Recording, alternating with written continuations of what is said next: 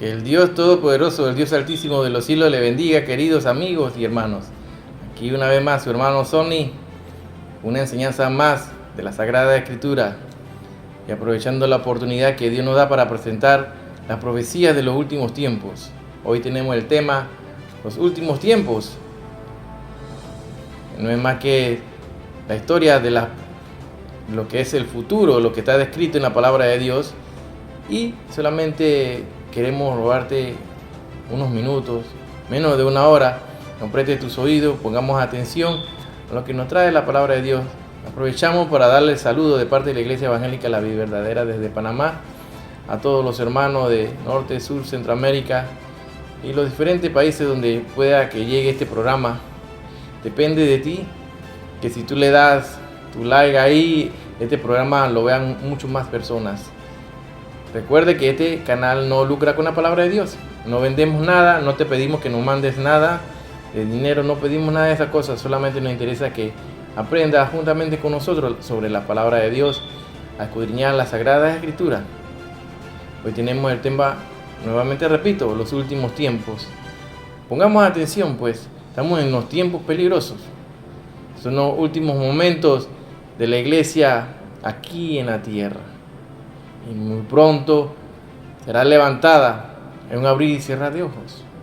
Hoy vamos a tocar ciertos temas sobre lo que es la segunda venida y lo que es el arrebatamiento, el rapto de la iglesia, pues tienden a confundirse estos eventos y las personas creen que se habla es de un solo tema y no, son dos cosas totalmente diferentes, son dos eventos diferentes.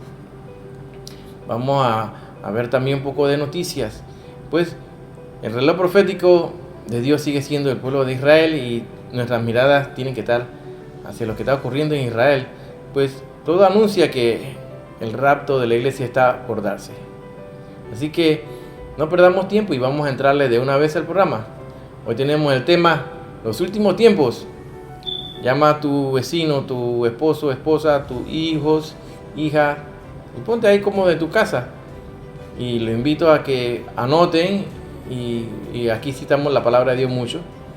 Así que recuerda, aquí no te vendemos nada, no hacemos mercadería de la palabra de Dios y si te pedimos que le des like es porque así trabaja la plataforma. Entre más like le das a los videos, estos videos llegan a más personas. Así que contribuye y ayúdanos a expandir el evangelio y la palabra de Dios.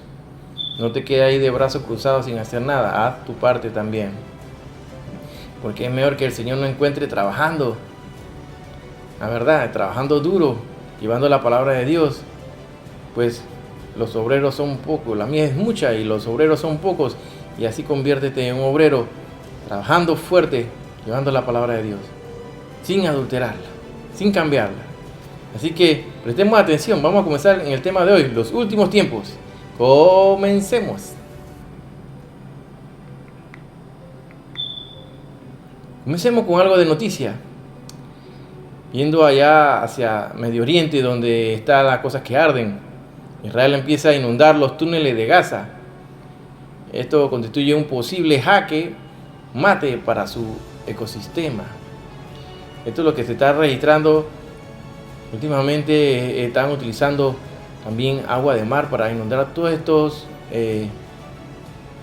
túneles que son miles de kilómetros construidos por estos grupos terroristas Hamas, los cuales utilizaron los fondos que se le daban a Palestina como para reconstruir y construir una ciudad. Pues ellos estaban construyendo por debajo de la tierra, haciendo túneles para así poder atacar al pueblo de Israel y destruirlos.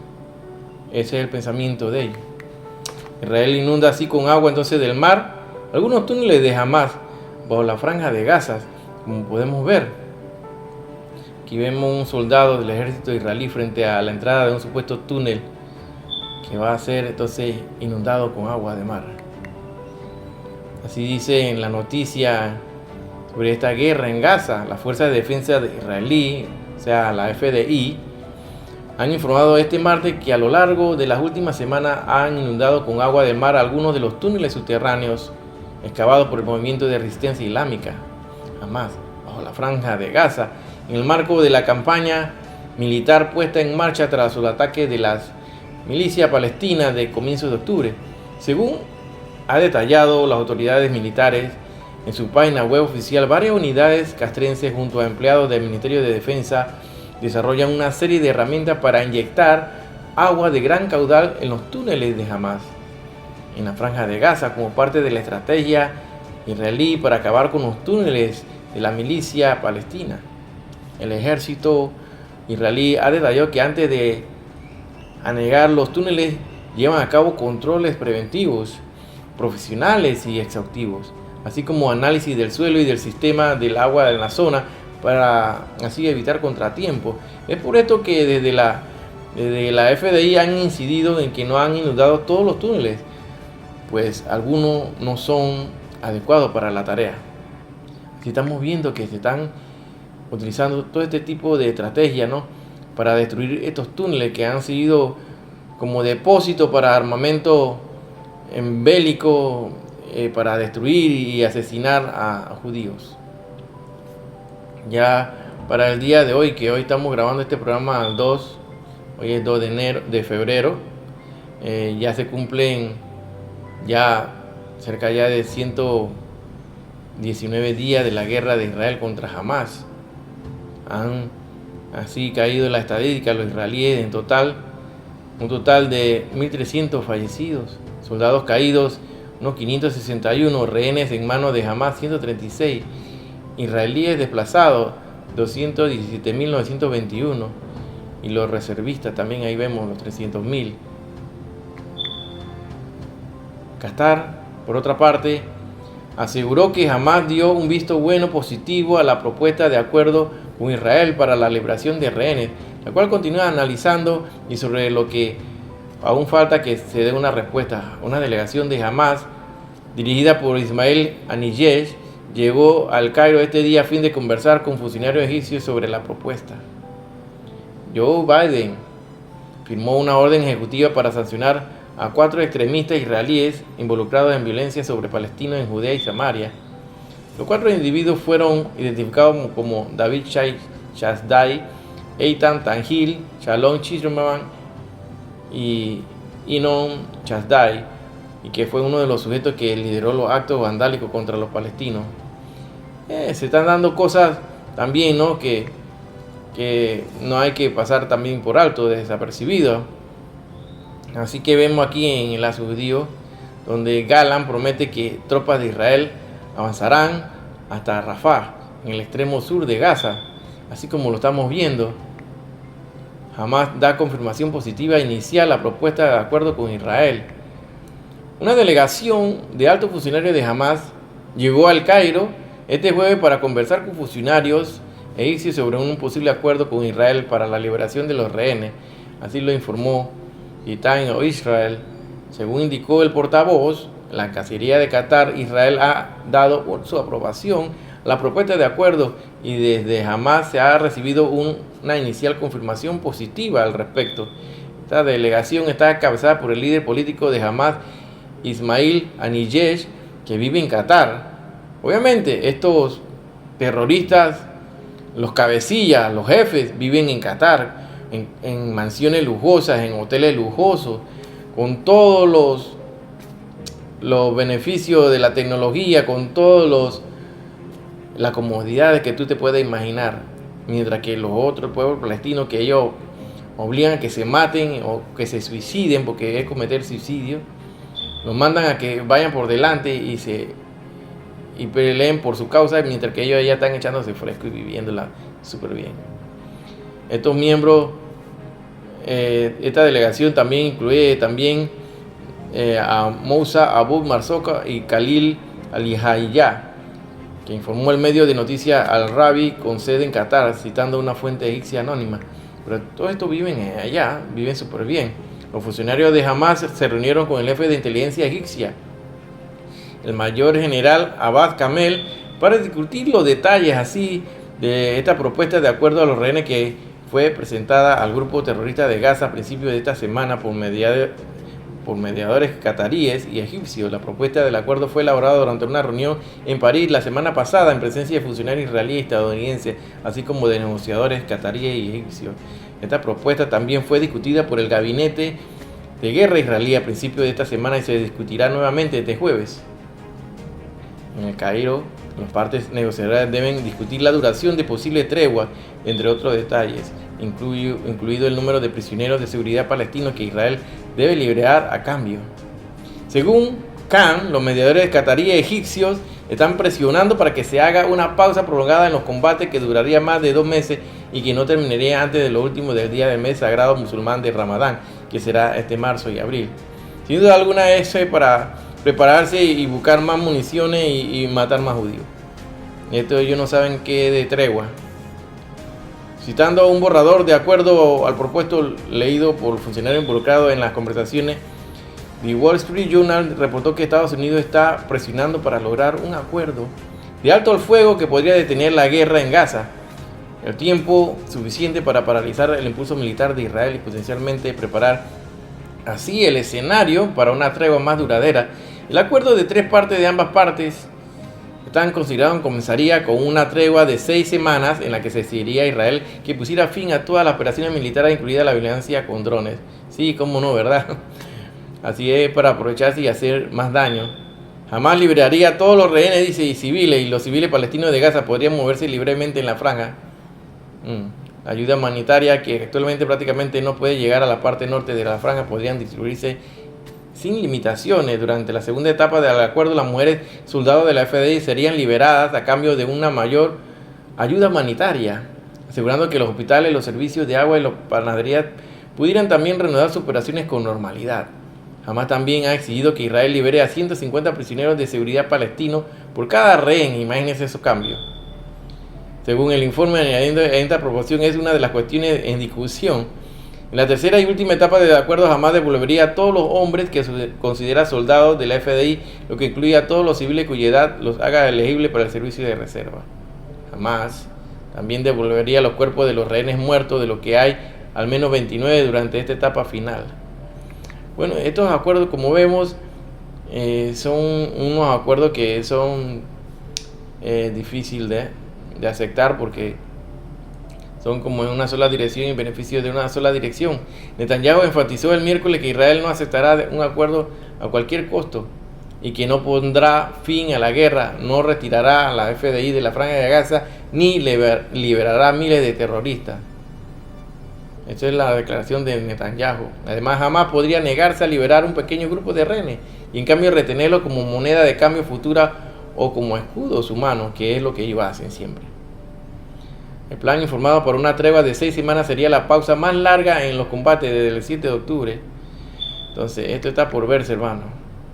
Y hablando también de los avances de la ciencia, vemos que en esta semana recientemente Elon Musk anuncia que ha implantado el primer chip cerebral en un ser humano. Y esto genera muchas dudas. El excéntrico magnate y fundador del Neuralink anunció que la empresa realizó con éxito su primer implante cerebral en un humano. La transición hacia esta nueva era de interconexión neuronal presenta varios desafíos y dilemas éticos. Así como lo estamos viendo, un chip en el cerebro, donde a través de los pensamientos de la conexión neuronal pueda activar acciones motoras en extremidades para que las personas puedan caminar y realizar todas aquellas actividades que no podían hacer, como hablar también, y así como ver.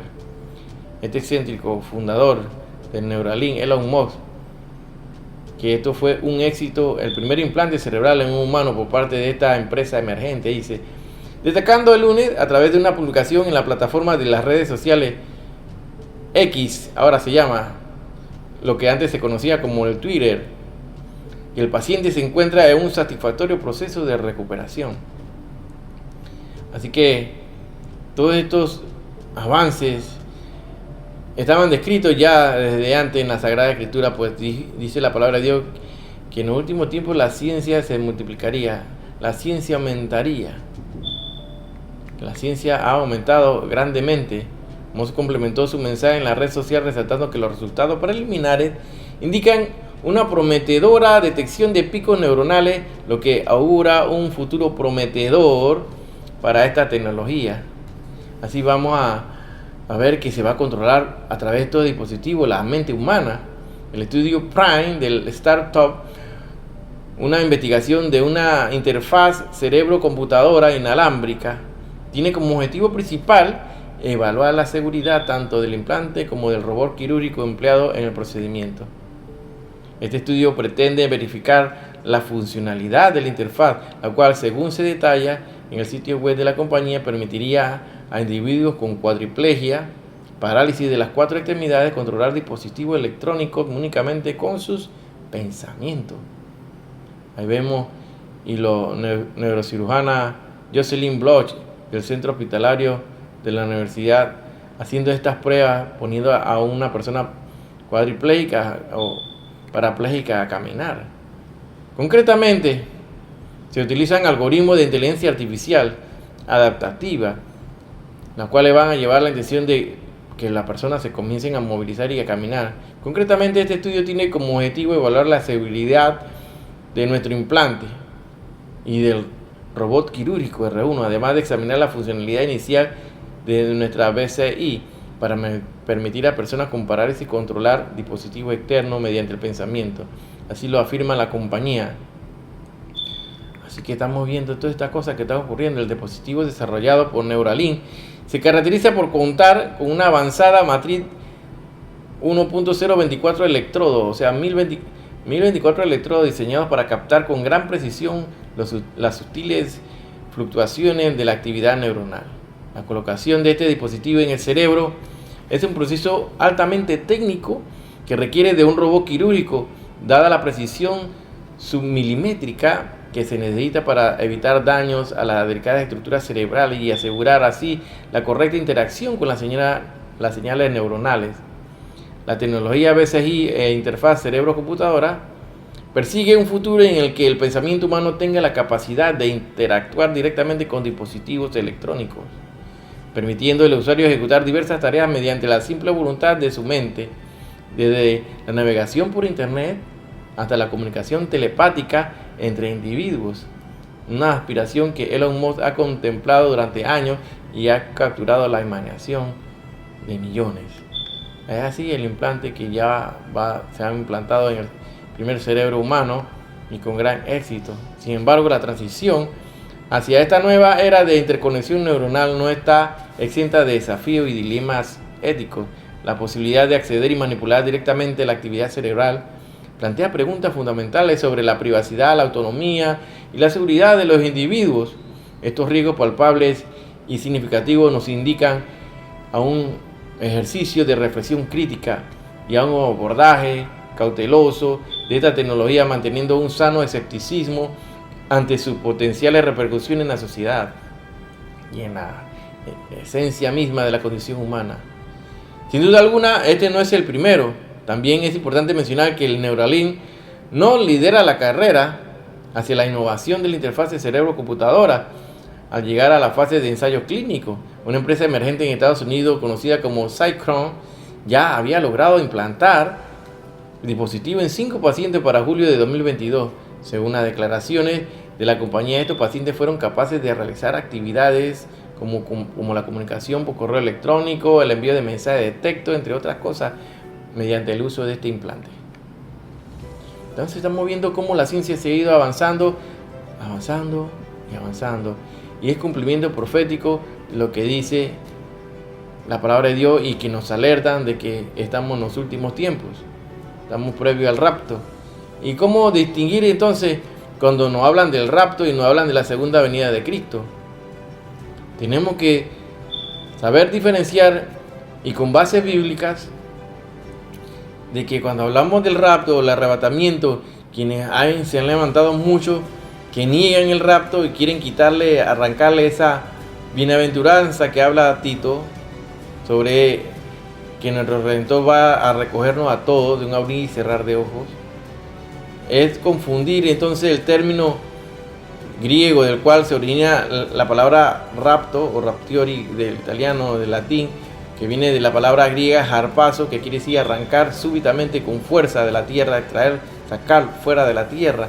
Harpazo, esa palabra, que es diferente a cuando hablamos de la segunda venida, que la palabra ahí correspondiente es la parusia, epifanía, es la segunda venida de Cristo, es algo diferente a lo que cuando hablamos del rapto y el arrebatamiento de la iglesia. Así podemos buscar en la palabra de Dios, cuando hablamos del rapto y el arrebatamiento de la iglesia, donde nos anuncia en 1 Tesalonicenses 4, de 16 al 18, donde hablamos del rapto y el arrebatamiento, donde buscamos en 1 Corintios 15, del 51 al 53, y en Juan también 14, donde podemos buscar que hablamos de lo que es el rapto, el arrebatamiento de la iglesia. Dice la palabra de Dios así: porque el mismo Señor con aclamación, con voz de arcángel y con trompeta de Dios descenderá del cielo, y los muertos en Cristo resucitarán primero. Así estamos viendo claramente. Y sigue el verso 17: luego nosotros, los que vivimos, los que quedamos juntamente con ellos, seremos arrebatados en la nube a recibir al Señor. Y así estaremos siempre con el Señor. Siempre con el Señor.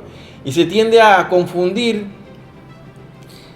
esta trompeta que va a tocar al Señor con trompeta de Dios. Dice, con voz de arcángel, trompeta de Dios. Se tiende a confundir con la séptima trompeta de los juicios también. También hablamos de esta trompeta en Apocalipsis 11:15. El séptimo ángel tocó la trompeta y fueron hechas grandes voces en el cielo que decían: los reinos de este mundo son reducidos a nuestro Señor y a su Cristo. Reinará para siempre, jamás.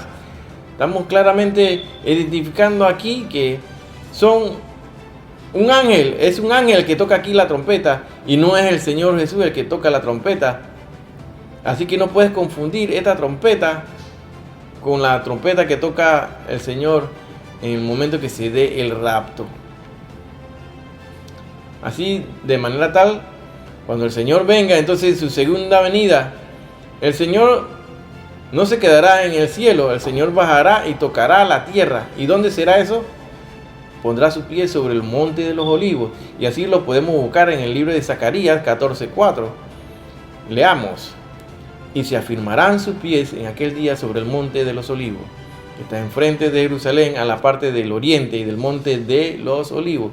Se partirá por medio de sí hacia el oriente y hacia el occidente, haciendo un muy grande valle, y la mitad del monte se apartará hacia el norte y la otra mitad hacia el mediodía. Estamos viendo aquí que el Señor, en el momento que descienda, pondrá sus pies sobre el monte de los olivos. Estamos viendo que en el rapto y el arrebatamiento el Señor no pone sus pies en la tierra. Él nos espera en el segundo cielo, o sea, en el espacio. Ahí donde están siendo retiradas todas estas huestes satánicas y diabólicas y demonios que han descendido con furia a la tierra, lo cual han inundado el planeta en estos momentos, por lo cual existen tanto odio, tanta maldad en la tierra. Y la maldad se ha multiplicado. El odio, el amor hacia la cosa de Dios se han perdido, porque todos estos demonios han inundado la tierra. Por eso nosotros tenemos que luchar, porfiar, esforzarnos para entrar por esa puerta estrecha, que es difícil, pero tenemos que insistir. Así nos dice la palabra de Dios en Tito 2:13, que no debemos permitir que nos arrebaten eso, cuando estos predicadores falsos que se han levantado dicen que no existe el rapto, que el arrebatamiento es una invención. No, señores, eso está escrito en la Sagrada Escritura. Así dice: esperando aquella esperanza bienaventurada y la manifestación gloriosa del gran Dios y Salvador nuestro Jesús, nuestro Señor Jesucristo. Pero para esto, para buscar al Señor, es necesario, para irnos en el rapto, es importante que vivamos apartados para el Señor. Si tú no comienzas a vivir apartado para el Señor, se te hace difícil que tú entres al reino de los cielos. Porque dice la palabra de Dios en Hebreos 12:14: buscar la paz con todos y la santidad, sin la cual nadie verá al Señor. Si no vives apartado para Dios, que eso quiere decir santidad, vivir, respirar, pensar todo lo que es respecto a nuestro Señor Jesucristo, a Dios, vivir apartado para las cosas de Él, tener en primer lugar en nuestra lista de la agenda Dios de primero para todo. El Señor se fía cuando tú lo dejas de último. Claro que sí se da cuenta. Es importante entonces que tú vivas apartado para el Señor, para que tú puedas verlo, porque si no es así, nunca le podrás ver. Hebreos 12:14, sin santidad nadie le verá. Y la palabra de Dios nos dice así también en 1 Pedro 1:16, escrito está, sed santos, porque yo soy santo.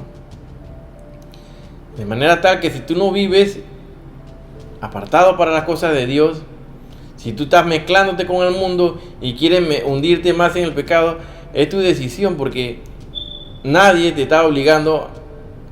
El Señor no está mandando a nadie al infierno. El hombre mismo se manda al infierno. Dios no manda a nadie al infierno, para que sepan. Uno mismo decide por el libre albedrío que Él nos ha dejado. Tú eliges si vas por el bien o vas por el mal.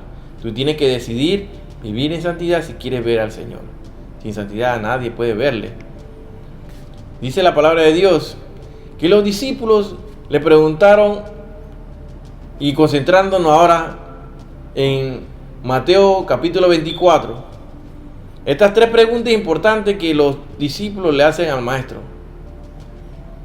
3 preguntas de las cuales la palabra de Dios misma se contesta así. No hay que darle malas interpretaciones y falsas interpretaciones o mala exégesis. Dice así en Mateo 24:3. Anótalo ahí. Y sentándose él en el monte de los olivos, se llegaron a él los discípulos aparte diciendo, dinos, ¿cuándo serán estas cosas? Número 1. ¿Qué señal habrá de tu venida? Número 2. ¿Y del fin del mundo? Número 3. Ahí están las 3 cosas importantes que estos discípulos le hacen al maestro. Y la palabra de Dios nos contesta claramente cuando analizamos el capítulo 24 de Mateo. Muchas sectas han surgido que se han desviado, se vuelven adivinas y tratan de dar sus predicciones, así como los testigos de Jehová, que han hecho sus predicciones y profecías, las cuales nunca se cumplieron, y son predicciones que entonces constituyen piedra de tropiezo para los que buscan la palabra de Dios, la verdad. Entonces sirve para bloquearle la verdad. Entonces estas predicciones incumplidas de los testigos de Jehová han causado mucho estrago, de los cuales vemos que esta gente se mete de casa en casa y van en grupos y tienen una dedicación llevando una palabra que está adulterada, porque no conocen la verdad todavía. Y vemos su dedicación por tratar de que la gente crea lo que ellos están diciendo. ¿Qué se espera de ti? Que tú conoces la verdad y no llevas el evangelio.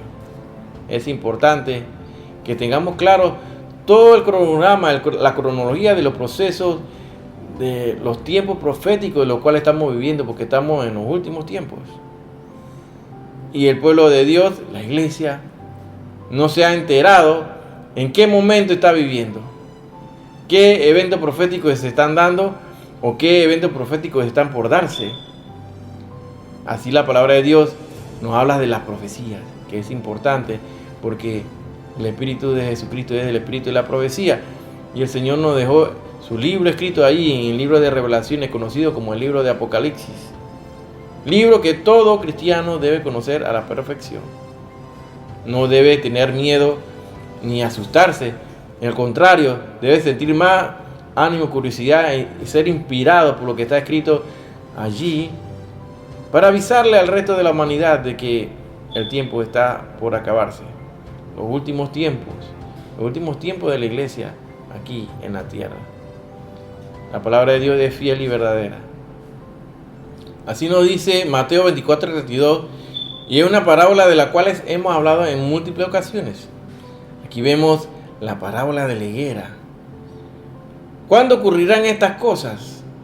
¿Cuándo ocurrirán estos eventos? Le preguntaban los discípulos al Señor. Aquí está la respuesta. De la higuera aprender la parábola: cuando ya su rama se enternece y las hojas brotan, sabéis que el verano está cerca. Estamos viendo que aquí estamos hablando de esa higuera. ¿Y quién es esa higuera? La palabra de Dios nos lo habla claramente en el libro de Oseas 19.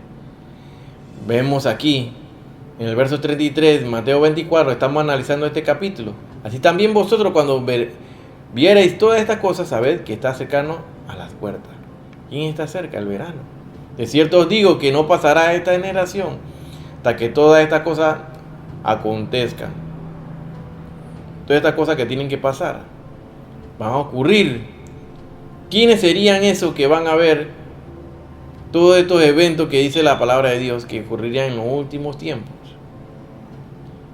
Todas las profecías toman sentido cuando el pueblo de Israel retorna a su tierra, después de casi 2000 años de exilio, después del año 70 después de Cristo, donde fueron expulsados de su tierra y distribuidos por todo el planeta.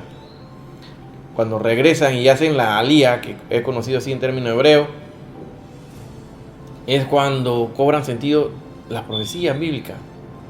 Comienza entonces esa semana a acercarse. Esta última semana por darse, que solamente falta la número 70, pues ya se han cumplido 69 semanas con exactitud. Entonces, de esta manera vemos que esta profecía, esta parábola de la higuera, no es más que conocido como Israel, es la higuera. Búscalo ahí en Oseas 9:10, como lo puedes leer aquí. Como uvas en el desierto, allí es Israel. Como la fruta temprana de la higuera en su principio vi a vuestros padres. Aquí vemos que a quién se refiere como la higuera y es conocida como la higuera, Israel. Por eso esta profecía toma sentido. Y cuando vemos, ¿y cuándo serán estos eventos? ¿Y quiénes van a observar estos eventos? Entonces vemos Salmo 90:10, que nos habla de esa generación, que de que tú naces y mueres, que nuestra edad son, según Salmo 90:10, son 70 años, y que lo más robusto, con dificultad, se llega a los 80. Entonces estamos en el año 75, vamos para el 76 del cumplimiento del Estado de Israel. Pongamos atención, estamos llegando a los 80. Vamos para los 76, este mayo, 14 de mayo de 1948, cuando se funda el Estado de Israel. A nuestros días van a cumplirse 76 ya muy pronto. Y se cumplen todas estas profecías que habla la palabra de Dios, como lo describe en Isaías 66:8. ¿Quién oyó cosas semejantes? ¿Quién vio cosa tal? ¿Parirá la tierra en un día? ¿Nacerá una nación de una vez? ¿Acaso Israel, el Estado de Israel no nació en un solo día? Se hizo en un solo día. Cuando todas las naciones del mundo toman meses para la cuestión de la constitución, las leyes y todo eso. No, Israel se hizo nación en un solo día. Isaías 66:8, búscalo y anótalo ahí. Entonces, estas son las preguntas. ¿Cuándo serán estas cosas? ¿Qué señal habrá de tu venida? ¿Qué señal más grande sino la parábola de la higuera? Donde comienza a florecer en medio del desierto Israel. Y entonces de esta manera vemos cómo la misma palabra de Dios cumple y responde a estas preguntas. ¿Cuándo será el fin del mundo? Dice la palabra de Dios en Mateo 24:6: y oiréis de guerra y rumores de guerra. Mirad que no os turbéis, porque es menester que todo esto acontezca, mas aún no es el fin. Recordemos que el fin se acercará en el momento que se dé ya al final del juicio del gran trono blanco, donde van a padecer todo aquello que estaban en el infierno, salieron solamente del infierno para recibir la sentencia última, la última sentencia. Todos los malos que no aceptaron al Señor, todo aquello que nunca se arrepintieron, el falso profeta, el anticristo, quienes están en el lago de fuego esperando que llegue Satanás, donde ingresa también él, y posteriormente a todos los que serán juzgados. La palabra de Dios dice así, que cuando veamos que Israel está rodeada, cuando veamos que hay guerras y guerras contra Israel y todos sus vecinos, de los cuales se han convertido en sus enemigos, hay muchos que se han levantado en estos tiempos, esos que se llaman terroristas, como los Hamas, los Hezbollah, los hutíes de allá de Yemen, todos estos grupos radicales terroristas se han reunido, como dice Salmo 83:4, Venid y cortémoslo de ser pueblo y no haya más memoria del nombre de Israel. Ellos odian al pueblo de Israel. Hay dos pueblos que son los más odiados de todo el planeta: el pueblo cristiano y el pueblo judío.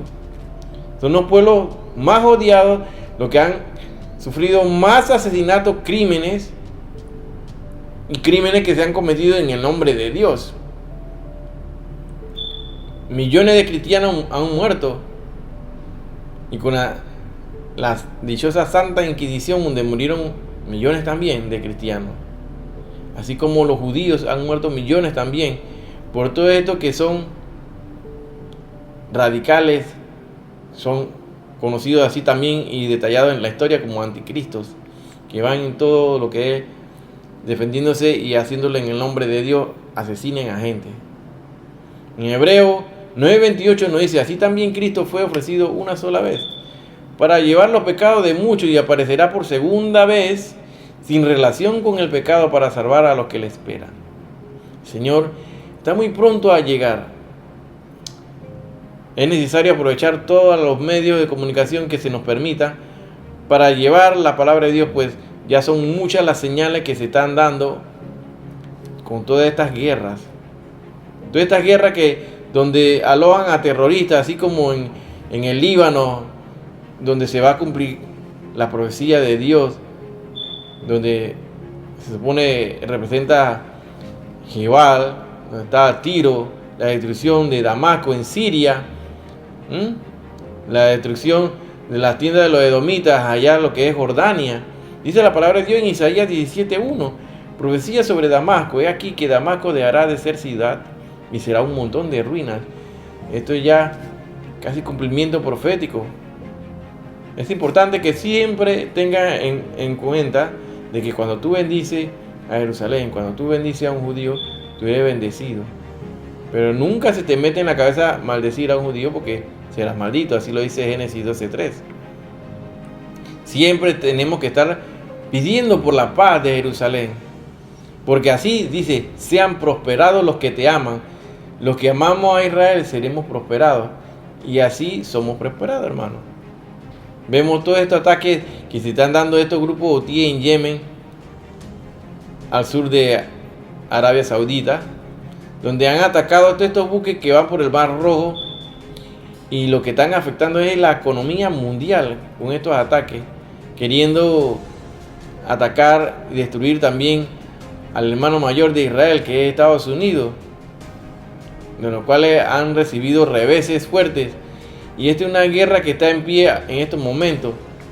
Todos estos ataques en el Mar Rojo hasta llegar a Jerusalén, que es la ruta que ellos están buscando: destruir a Jerusalén, destruir a los judíos. Todo esto nos está avisando entonces de ese evento que se conoce como el arpazo, el arrebatamiento, el rapto de la iglesia. Pero nadie puede decir fechas, porque muchos se han levantado a decir fechas, y entonces ahí lo que cometen es caen como falsos profetas, engañadores. En Mateo 24:36 nos dice: pero el día y la hora nadie sabe, ni aun los ángeles de los cielos, sino solo mi Padre. El momento que nuestro Señor toque esa trompeta, va a tomar por sorpresa a muchos. Serán sorprendidos. Será como en los días de Noé. Así será la venida del Hijo del Hombre. Mateo 24:37. En el verso 38 nos dice así: porque como en los días antes del diluvio estaban comiendo y bebiendo, casándose y dándose en casamiento, hasta el día que Noé entró en el arca. Y así se ahogaron toda esta gente. Dios eliminó, hizo una limpieza. Entonces, esto del rapto no va a ser la primera vez que se vaya a dar. El Señor siempre da ejemplos, así como nos habla la palabra de Dios en Génesis 5:24 sobre Enoc.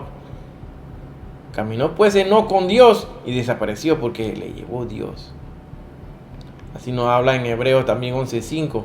Por la fe no fue traspuesto para no ver muerte, y fue hallado porque lo traspuso Dios, y antes que fuese traspuesto tuvo testimonio de haber agradado a Dios. Hay que agradar a Dios y hacer cosas que a Dios le agrade. Es importante esto, hermano. Enoc fue traspuesto. Y no solamente Enoc, se repite después con Elías también, el profeta Elías. Quien sufre un rapto, arrebatamiento, un zarpazo. Así que para que ocurra todo esto y tú creas en el rapto, el arrebatamiento, es importante que tú tengas fe. Si tú no tienes fe en esta bienaventuranza, entonces es imposible que tú agrades a Dios. Así nos dice en Hebreos 11:6. Sin fe es imposible. Sin fe es imposible agradar a Dios, porque es necesario que el que se acerca a Dios crea que le hay y que es el galardonador de los que le buscan. Así nos dice la palabra de Dios claramente en 2 de Pedro 1:21. Porque nunca la profecía fue traída por voluntad humana, sino que los santos hombres de Dios hablaron siendo inspirados por el Espíritu Santo. Entonces tú crees en la palabra escrita en la Sagrada Escritura por fe. Muchos van a ser sorprendidos, hermano, porque no creen, no tienen fe. Como en los días de Noé será entonces el momento que se dé el arrebatamiento. Muchos van a estar en fiestas, casándose, haciendo toda clase de cosas, menos concentrándose en su salvación y de llevar la palabra de Dios. Porque entonces el que se quede tendrá que enfrentarse ¿a quién? Al anticristo. El que se quede tendrá que lidiar con el anticristo. Y lo cual nos habla la palabra de Dios en Apocalipsis 13:16. Y hacía que a todos, pequeños, grandes, ricos y pobres, libres y esclavos, se le pusiese una marca en la mano derecha o en la frente. Ya se está practicando mucho con esta marca, se ha practicado, y toda la pandemia fue un ensayo para esto, para el control del nuevo orden mundial, del cual está ya listo, está preparado todo está preparado. Dice la palabra de Dios en Apocalipsis 13:17, y que ninguno pudiese comprar ni vender. O sea, que al que no tenga esta marca se va a morir de hambre, pero lo van a localizar rápido y lo van a asesinar si no acepta la religión del anticristo. Así que dice así: no podrán ni comprar ni vender, sino el que tuviese la marca o el nombre de la bestia o el nombre de su nombre. Y no entendieron hasta que vino el diluvio, así dice Mateo 24:39, y se los llevó a todos. Pues entonces, lo que estamos viendo ahorita mismo, no entienden lo que es el rapto, no entienden lo que es el arrebatamiento, no saben que ese es un evento esencial, primordial, que tiene que ocurrir, porque nunca van a entenderlo entonces, y van a ser comparados como los tiempos de Noé. Nunca entendieron que Noé lo estaba advirtiendo, que venía la lluvia, que iba a inundarse, que se iban a morir. Nunca la entendieron. Así no van a entender hasta que se dé este evento. Entonces millones serán sorprendidos, quedarán en la tierra y tendrán que morir decapitados si quieren entrar al reino de los cielos. Entonces, la palabra de Dios nos advierte en Mateo 24:40. En el momento que se dé el rapto, entonces estarán dos en el campo. El uno será tomado y el otro será dejado. Ahí vemos claramente que nos estamos refiriendo al rapto, el arrebatamiento. En el rapto no todos los ojos van a ver al Señor Jesús. No todos los ojos le van a ver. En cambio, en la segunda venida, todo ojo le verá, dice la palabra de Dios. Todo ojo le verá. La palabra de Dios en Mateo 24:41 nos dice: dos mujeres estarán moliendo en un molino. La una será tomada y la otra será dejada. Entonces tenemos que estar siempre velando. Velando porque no sabemos a la hora que ha de venir nuestro Señor. Así lo dice Mateo 24:42. No sabemos el momento, ni la hora, los segundos, no sabemos. Pero sí es cierto, hermano, que tenemos que estar velando. Velad pues orando en todo tiempo, que seáis tenidos por dignos de evitar todas estas cosas que han de venir y de estar en pie delante del Hijo del Hombre. Lucas 21:36. Velad en todo tiempo para ser dignos de ser tomado, de escapar. Aquí en esta versión dice evitar. Escapar, que quiere decir, viene del griego ex fuego, que quiere decir sacar eternamente de la tierra. Ya lo hemos explicado en otras ocasiones. Dice Mateo 24:43. Pero ¿sabe esto? Que si el padre de familia supiese a qué hora el ladrón habría de venir, velaría y no dejaría minar su casa. En varios versículos la palabra de Dios especifica que Él vendrá como ladrón en la noche. Y se hace énfasis en este aspecto, que serán sorprendidos. En 1 Tesalonicenses 5:2 nos dice, porque vosotros sabéis bien que el día del Señor vendrá así como ladrón de noche. Ahí está, lo vemos claramente, que hace una referencia más a que va a venir como ladrón en la noche y sorprenderá a muchos. ¿Por qué? Porque la iglesia está dormida y tiene pensamientos sobre cosas terrenales y no las cosas espirituales. No está ahí en tiniebla, dice así en 1 Tesalonicenses 5:4. Mas vosotros, hermanos, no estáis en tiniebla para que aquel día os sorprenda como ladrón. Otra referencia más, que Él vendrá así como ladrón, sorprenderá a muchos, muchos serán sorprendidos. Cuando el Señor venga y ponga entonces sus pies sobre la tierra, eso es la segunda venida. En la segunda venida, y siguen las señales, hermano. Siguen las cosas que están ocurriendo en el mundo. Y la iglesia todavía vive desapercibida. En Mateo 24:44 dice, por tanto vosotros estad preparados, porque el Hijo del Hombre vendrá a la hora que no pensáis.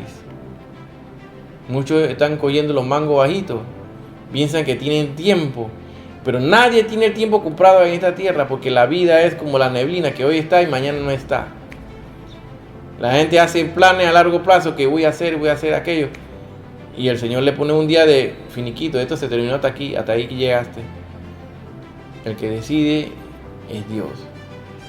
Y cuando tú mueres, ya se te acabaron todas las opciones y las oportunidades. Lo que hiciste.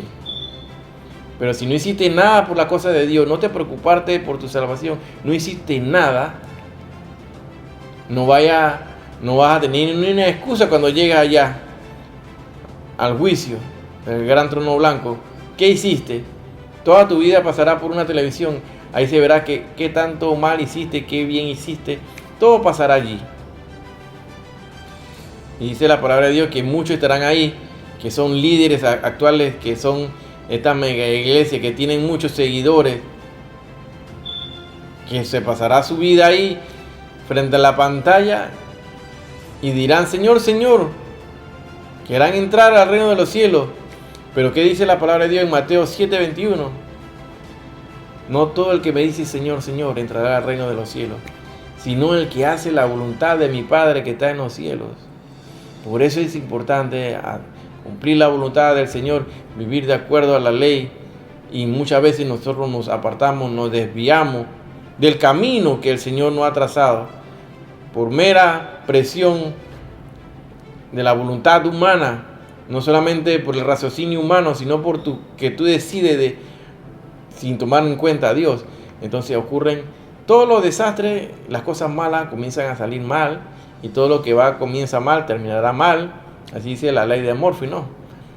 Dice en Lucas 17:10, así también vosotros, cuando hubiereis hecho todo lo que os he mandado, decid, siervos inútiles somos, porque lo que debíamos hacer hicimos.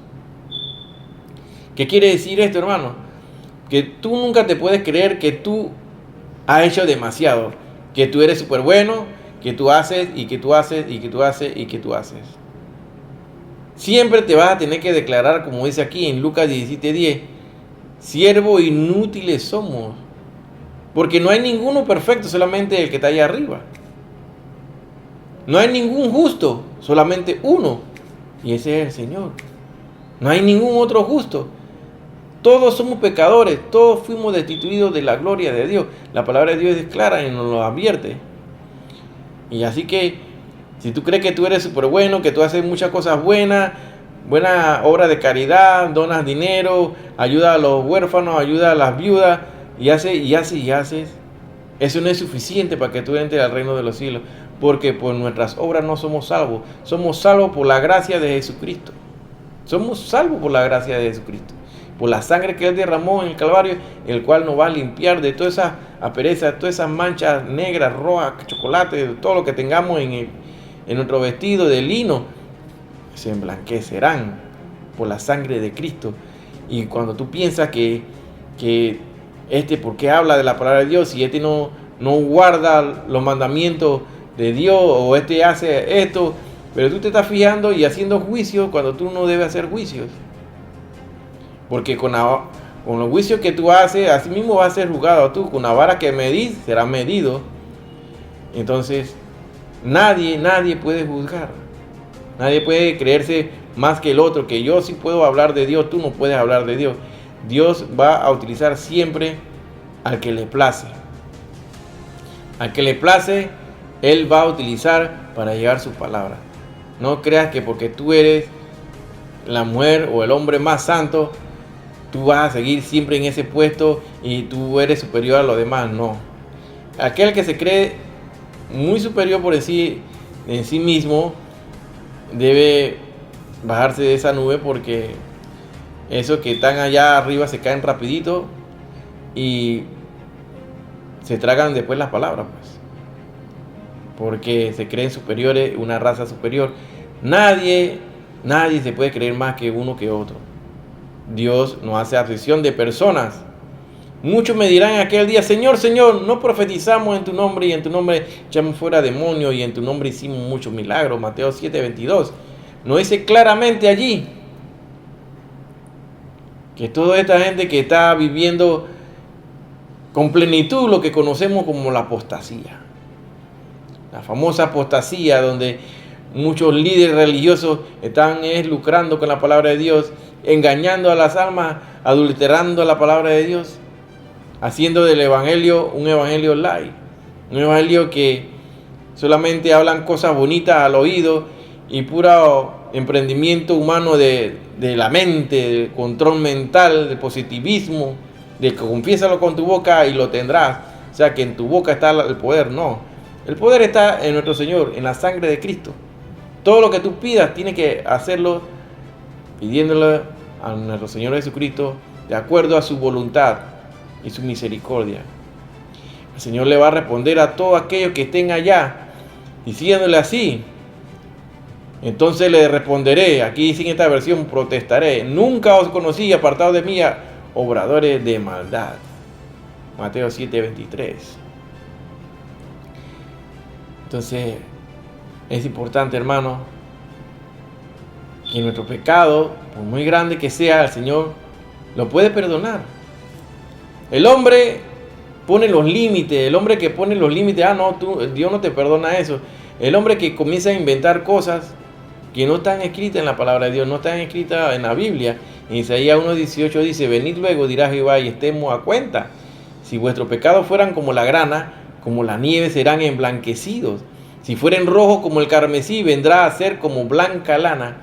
El Señor y su sangre poderosa nos limpiará de todo eso, todas esas manchas, y hará que nuestros vestidos sean blancos, emblanquecidos. Dice la palabra de Dios en 1 Juan 1:7: mas si andamos en luz, como Él está en luz, tenemos comunión entre nosotros, y la sangre de Jesucristo, su Hijo, nos limpia de todo pecado. ¿Estás viendo aquí? Que es la sangre de nuestro Señor Jesucristo el que nos limpia de todo pecado. ¿Cuál es el premio del pecado? La palabra de Dios nos muestra en Romanos 6:23. ¿Cuál es esa paga? Dice así: porque la paga del pecado es muerte. O sea, la muerte es la paga del pecado, mas la dádiva de Dios es vida eterna en Cristo Jesús, Señor nuestro. No hay nada que agregarle. Es por la sangre de Cristo que somos limpios. Y si tú no eres limpio con la sangre de Cristo y no lo aceptas, renuncias a Jesús, renuncias a ese boleto que nos da a nosotros para entrar al reino de los cielos, entonces tu premio será ¿qué? La muerte final. Como está escrito: no hay justo, ni aún uno, dice Romanos 3:10. Y muchos se creen que son los perfectos. No hay nadie perfecto. Todos somos pecadores. No hay ningún justo. Solamente uno, el que está allá arriba. Solamente hay uno. En Salmo 51:17 dice: los sacrificios de Dios son el espíritu quebrantado. Al corazón contrito y humillado no despreciará tú, oh Dios. Por eso siempre tenemos que acercarnos al Señor, un corazón humillado, orar y orar con un corazón humilde frente a nuestro Señor, siempre con humildad. Y muchos confunden la humildad con la pobreza. El ser humilde no quiere decir que tú vas a ser pobre.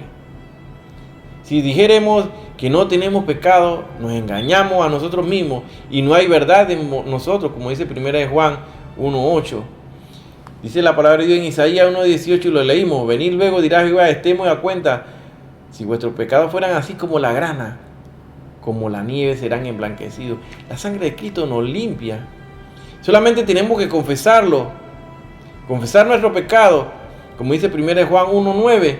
Si confesamos nuestro pecado, Él es fiel y justo para perdonar nuestro pecado y limpiarnos de toda maldad. Y así el Señor nos va a dar ese título de ser hechos hijos de Dios, como dice Juan 1:12. Si tú le recibes, te dará la potestad de ser hecho hijo de Dios. Así que, hermano, ¿qué más queda, hermano? Hay que aferrarnos a la palabra de Dios. Hay que aferrarnos y buscar cada día más de la presencia de nuestro Señor. No importa el momento en que lo haga, lo puede hacer a las 24 horas, como lo tenemos que estar haciendo, porque tenemos que estar velando.